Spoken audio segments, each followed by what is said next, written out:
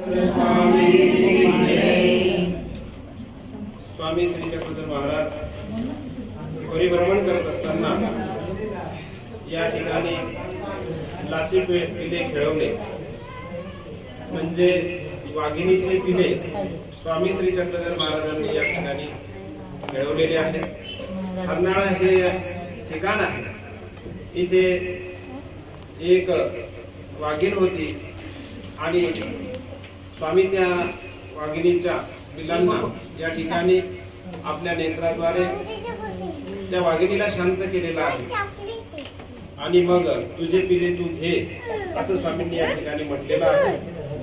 असं हे महत्वपूर्ण स्थान आहे आणि या स्थानाची महती स्वामींनी सावळेद्वार या ठिकाणाहून येत असताना बाईसांना सांगितलेली आहे।